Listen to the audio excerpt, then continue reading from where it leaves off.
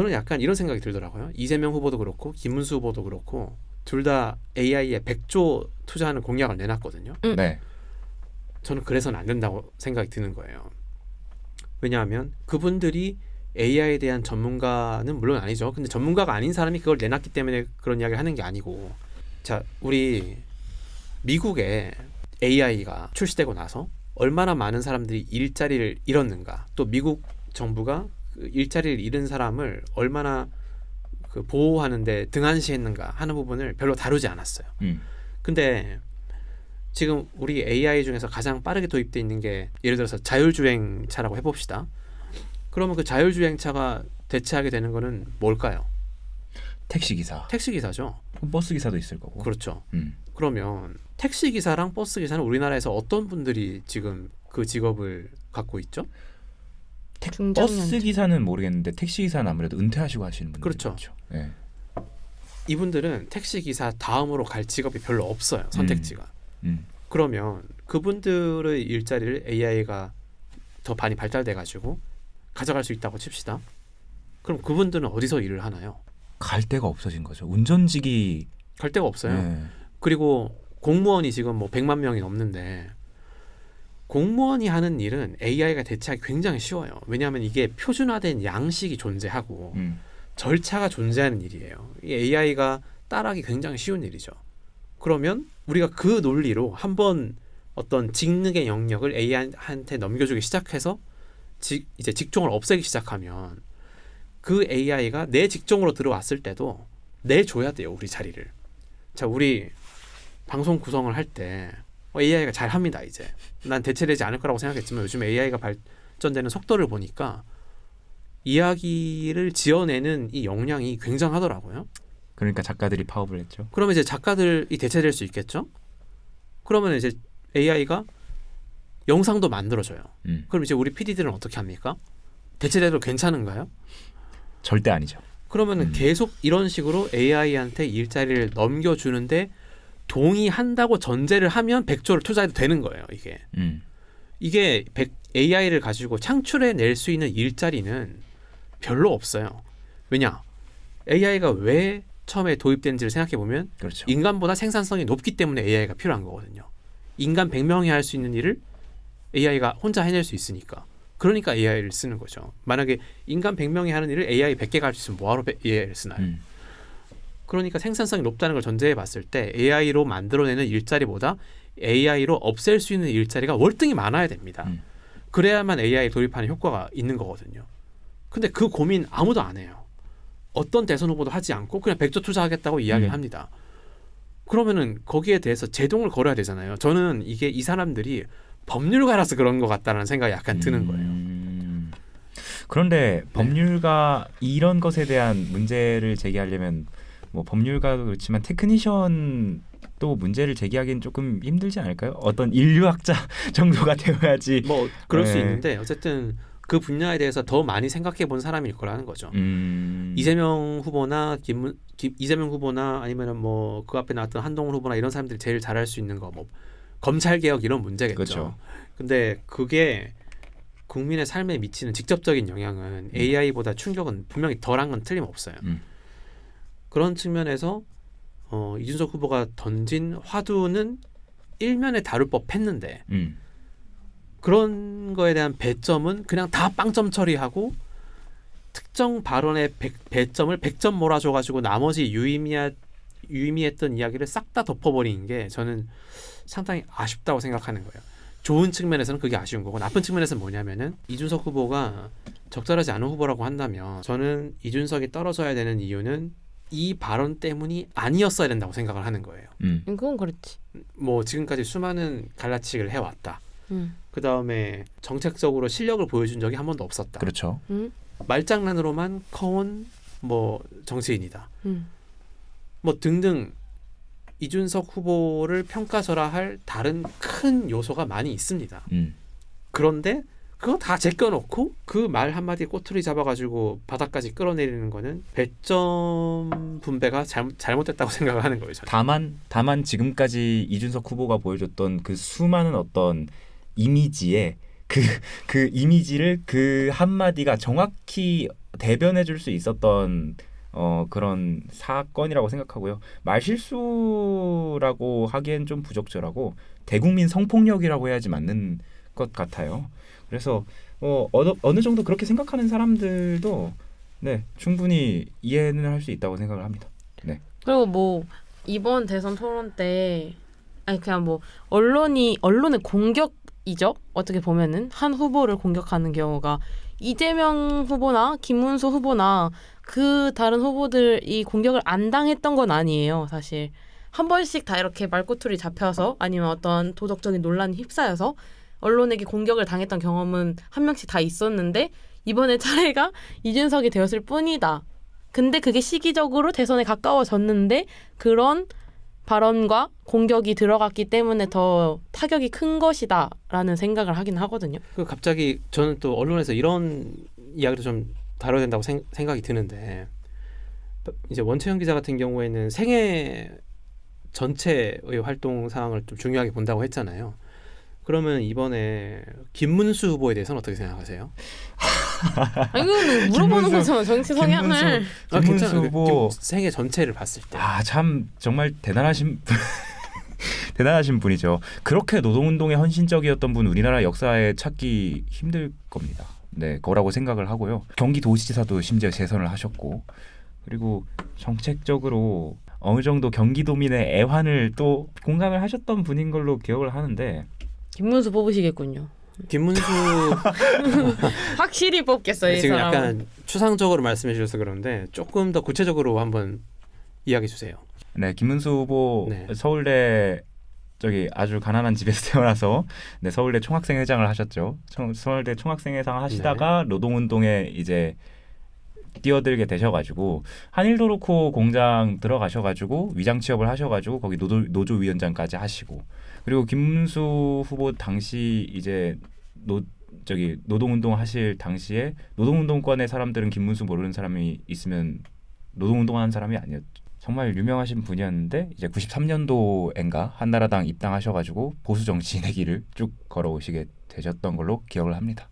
네. 근데 그런 이야기는 사실 저는 아시겠지만 별로 유효하진 않게 됐어요. 왜냐하면 그 이후에 최근 10년 동안은 오히려 노동자를 탄압하는 쪽에서 가장 그쵸. 최전선에서 서 있었기 때문에 그쵸. 그건 그냥 과거의 이야기가 돼버렸고 경기도지사였던 시절의 정책들은 저는 지금도 유효하다고 생각을 하거든요. 혹시 박예린 기자는 김문수 도지사 때 열심히 또 경기도민으로서 살고 있었는데 혹시 뭐 기억나는 거 있나요? 김문수 도지사가 어떤 정책을 펼쳤는지? 버스? 버스, 그렇죠. 구체적으로? 광역버스? 그렇죠, 그렇죠. 김문수 도지사가 나중에 한번 언론을 보도를 전체적으로 보시면 아시겠지만 굉장히 호평을 많이 받았어요. 도지사 8년을 하면서. 그러니까 재선도 됐겠죠. 김문수 도지사가 특히 교통 정책에 있어서 되게 많은 진전을 이뤄냈습니다. 뭐 광역버스 또 광역버스 환승 할인도 또 만들었었고요. 저는 조금 부정적인 면도 있다고 생각하지만 GTX도 제안을 해서 뭐 이뤄냈고 보통 그런 거는 국가광역철도 계획망에 의해서 중앙 정부가 주도하고 지자체가 따라오는 식인데 GTX는 반대로 됐어요. 경기도가 주도해서 중앙 정부가 따라오는 방식으로 진행을 했고 뭐 그게 문재인 정부 들어서 좀 꽃피었다고 할 수 있죠. 그래서 정책적으로는 김문수 후보가 오히려 설사 대통령이 된다 하더라도 크게 못하지 않을 것 같다. 잘할 수 있는 증거가 분명히 꽤 과거에 깔려 있다. 저는 이런 생각이 들거든요. 그래서 이거를 이미지로 덮을 게 아니라고 생각을 해요. 또 김문수 후보가 도지사를 했던 게 막 어마어마한 옛날이 아니에요. 그쵸? 나 경기도 도지사요. 2018년까지 하셨던가요? 아니요. 경기도 나 도지사인데 당신 관등 성명이 뭐야? 그거 남양주 소방서인 알아요? 그거? 구리소방서 아니에요? 남양주 소방서요. 아, 남양주 소방서예요? 근데 사실 그것도 사실 이준석 끌어내렸던 그 언론 보도의 행태랑 똑같은데 한 번씩 다 당했다니까. 맞아요. 그 김문수가 설사 그런 태도를 평소에도 늘 가지고 있었던 정치인이라고 한들 그 사람이 그런 태도로 인해서 대통령 노릇을 혹은 도지사 노릇을 잘할 것이다 못할 것이다라고 판단하기에는 좀 관련이 없는 거라고 저는 생각을 하거든요. 근데 이제 너무 음. 물론 정책적으로만 보고 일을 잘하냐 못하냐를 따지면은 당연히 뭐 공약이나 그런 건 중요하지만 한 나라를 이끄는 사람으로서 어떤 외교적인 문제라던가 기본적인 도덕심이나 기본적인 자세가 갖춰져 있는 사람이 우리나라를 대표할 수 있을 때 자랑스러울 만한 사람인 거잖아요. 갑자기 저는 이런 생각이 드는데 그런 거 아니에요? 물론 김문수 후보의 소속 당이 이제 빨간 당이잖아요. 네네네. 빨간 당은 대체적으로 이제 미국한테 읍소하는 입장이니까 미국한테 큰 소리 못 치겠지만 갑자기 이런 생각이 들어요.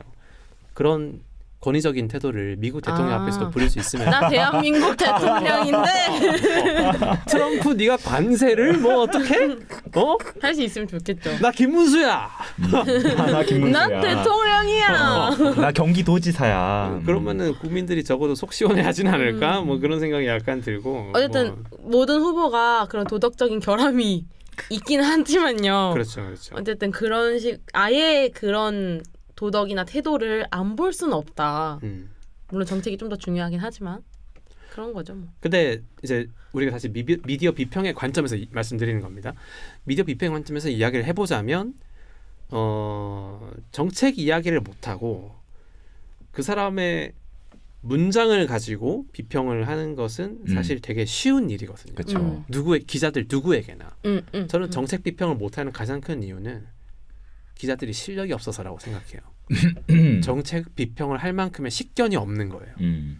그러니까 맨날 전문가한테 가가지고 어떻게 생각하세요? 그럼 또 따옴표 받아와서 쓰고 그리고 또 대선 후보가 말실수했다. 언제 말실수했나 그것만 덧쳐놓고 기다리고 있다가 말실수하면 싹 이렇게 엮어가지고 떨어뜨리고 이 방식으로 국민들이 대선 후보를 평가하는 게 저는 조금 불행이다라고 생각을 합니다. 그러니까 말씀해주셨던 것처럼 후보들끼리는 서로 공격을 해도 어쨌든 언론은 확실히 중립의 입장을 가지고 되게 많은 정책적인 왜냐하면 사람들이 그 후보에 대해서나 그 정책에 대해서 이렇게 막 찾아보는 사람은 많이 없을 거거든요. 그냥 기사에 뜨는 이런 정책을 한대 뭐 이런 정책을 한대 이런 걸 많이 볼 거고 근데 그런 게 많이 없고 이미지적인 내용만 올라오니까 사람들도 투표를 이미지적인 걸로만 보고 할 수밖에 없는 거죠. 이게 제가 통계를 하나 알고 있는데 대선 토론을 본 이후에도 자기가 지지하는 후보의 후보가 변했다라고 답변한 사람이 8.1%밖에 안 된다는 맞아요. 통계를 본 적이 있거든요. 네. 근데 그 통계의 가장 큰 조력자가 아무래도 우리나라 언론 따옴표 저널리즘을 하는 언론이 아닐까 하는 맞아요. 생각이 또 드네요. 그리고 원래 우리나라는 특징이 너무 당을 보고 사람을 뽑지 후보를 보고 뽑지는 않는 성향이 강하기 때문에 어쩔 수 없는 것 같아요. 여러분 나이 또래의 그 친구들도 그렇게 후보 자신보다 당적을 우선해서 뽑는 것 같나요? 요즘은 조금 덜하긴 한데요. 근데 그 가족의 당이 있는 느낌이라고 해야 할까요? 그런데 보통 이제 정치적 성향 같은 경우에는 부모를 좀 많이 따라간다는 어떤 통념 같은 게 있으니까 또 부모님들 정치 성향을 또 이랑도 많이 따라가는 것 같고. 근데 어려서가 맞는 것 같아요. 왜냐하면 보고 듣고 하는 게 말해도 될지 모르겠어요. 저희 부모님은 전라도 분이시거든요. 전라도 분이신데 어쨌든 전라도에서 지지하는 당이 있잖아요.